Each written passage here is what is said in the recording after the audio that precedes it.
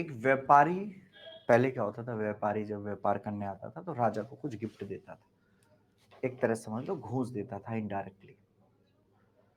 एक व्यापारी एक राजा के दरबार में आता है और राजा को दो कबूतर गिफ्ट देता है, पुरस्कार स्वरूप दो कबूतर गिफ्ट देता है, भेंट देता है। राजा से कहता है ये दोनों कबूतर बहुत अच्छी नस्ल के हैं। राजा को देता है, राजा खुश होता है, कबूतर के बच्चे होते हैं। राजा गार्डनर को बुलाता है और कहता है लेके जाओ इनको दोनों को बड़ा करो।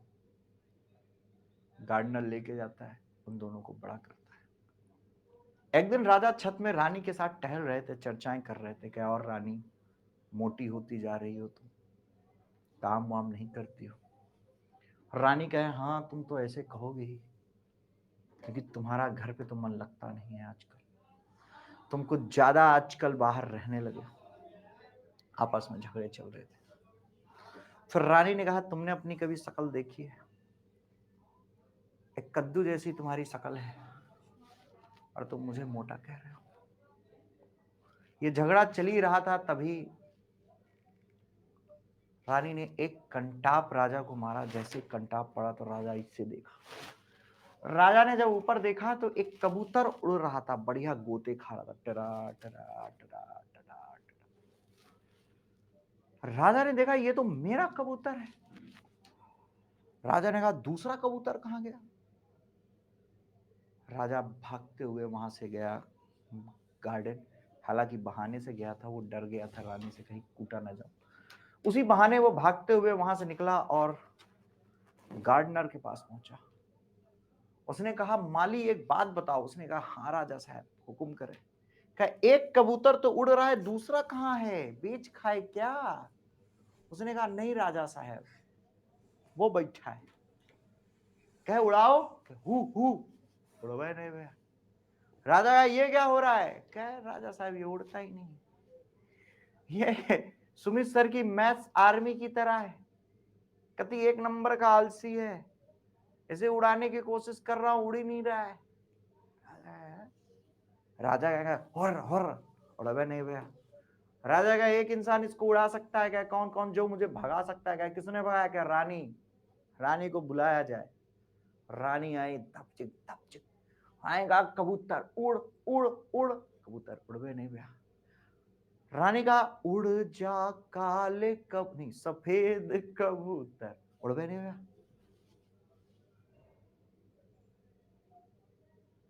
राजा ने कहा रानी तुम्हारी शक्तियां कम हो रही हैं। रानी का ऐसा नहीं। रानी ने ईटा उठाया, खींच के मारा, ईटा पेड़ में लगा, लौट के आकर राजा के सर पे लगा। राजा लौट आए दरबार और राजा ने अनाउंस किया कि जो इस कबूतर को उड़ा देगा उसको 1000 असरफियां सोने की उनको पुरस्कार दी जाएंगी।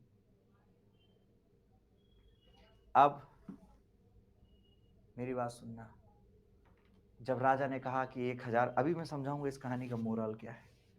अब जब 1000 असरफियां पुरस्कार में दी गई बेटा, तो अब कोई नहीं उड़ा पाया। एक दिन राजा फिर रानी के साथ ऊपर टहल रहे थे। राजा कह रहे थे रानी तुम बहुत सुंदर हो गई हो। रानी ने कहा तुम भी बहुत सुंदर हो। तो राजा ने कहा तुम्हारा मुझे यूं कहना कि तुम सुंदर लगते हो मेरी सुंदरता को 10 गुना कर देता है। और राजा जब ये कह रहे थे तो राजा की नजर आसमान में दिखी, तो राजा ने देखा कि दोनों कबूतर एक साथ उड़ रहे थे। राजा पागल, राजा फिर भगा वहां से, कहीं रानी इस बात को सही ना मान ले कि मैं खूबसूरत हूं। इस डर से राजा भगा तेजी से, फिर वहां ना था। जैसे ही राजा वहां पहुंचा, माली को बुलाया। माली से राजा ने कहा कबूतर कैसे उड़ा? माली ने कहा साहब ये एक आदमी आया हुआ है, इसी ने उड़ाया। राजा ने कहा बुलाया जाए दरबार में। चलो दरबार। राजा दरबार आता है, उस आदमी को बुलाया जाता है। अब यहाँ पे तुम लोग सुनना जरूरी बात है, ये तुम्हारे लिए जरूरी है। Now be serious. राजा ने उससे कहा तुमने इस कबूतर को कैसे उड़ाया? बड़े बड़े 30 मार खाए लेकिन इस कबूतर को नहीं उड़ा पाए, तुमने कैसे उड़ाया कबूतर को? उसने कहा राजा मैंने गौर से देखा कि ये जो कबूतर है उस डाल के मुंह से हट नहीं पा रहा, मैंने उस डाल को ही काट दिया। अब न रहेगी डाल, न बैठेगा कबूतर, उड़ेगा ही उड़ेगा। समझ रहे? जो समस्या है उस समस्या को ही खत्म करो। समस्या आपकी नींद की है, सर नींद को कैसे खत्म करें? बेटा एक हेल्दी नींद 8 घंटे की लगातार लो, या 7 मतलब 7 घंटे की हेल्दी नींद लो। 7 घंटे कोई नींद में ब्रेक नहीं होना चाहिए, फोन कॉल मैसेज सब साइलेंट।